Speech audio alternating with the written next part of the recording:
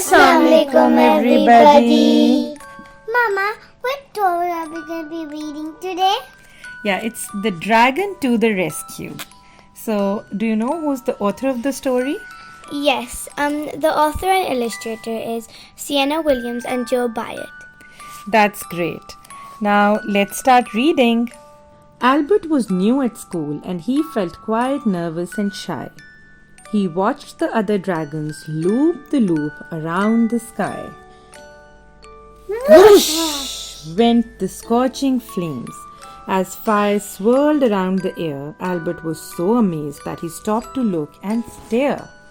When Albert asked to have a go, he learned the teacher's special rule. To make sure that you're safe, you must only breathe fire at school.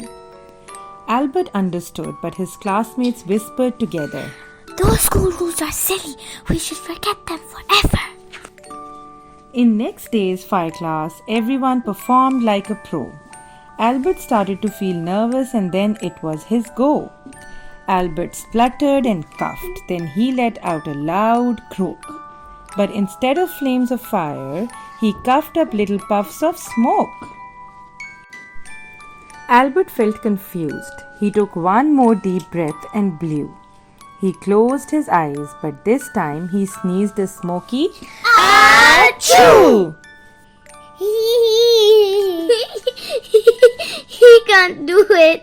Said the dragons. He shouldn't be here. They cried. So poor Albert flew away from school to find somewhere to hide. Albert came across a waterfall where he could sit and think. His throat felt so dry from coughing that he had a long, cool drink.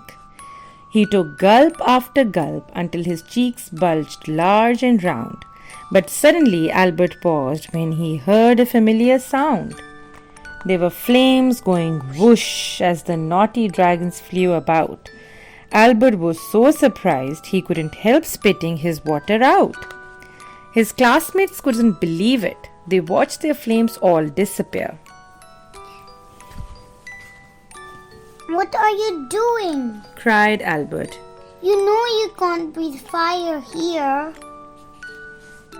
Albert felt so angry. He shouted louder than ever before. Suddenly, before he knew it, he let out a great big fiery roar. I can breathe fire after all. Cried Albert. My throat is cured. He said. But I like being different. I want to be a firefighter instead. Albert zoomed back to school, but then suddenly he froze.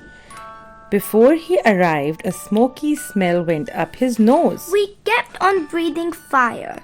One of the naughty dragons cried. But we couldn't put it out, no matter how hard we all tried.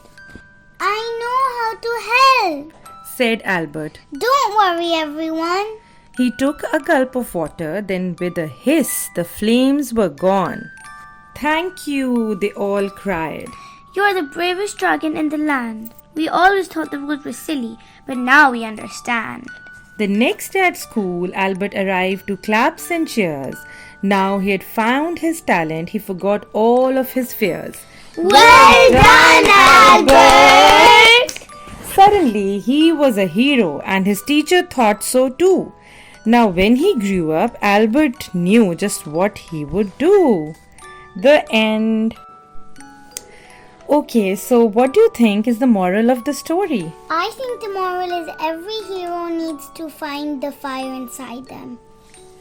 Okay. And that you shouldn't make fun of anyone because of what they've done now, because you don't know what they can do in the future. And everyone is a hero as long as they try their best.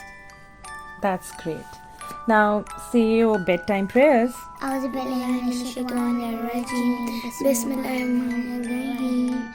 Allahumma bismika amutu wa ahya. Ameen. Good night, everybody. Allah Hafiz. Allah Hafiz.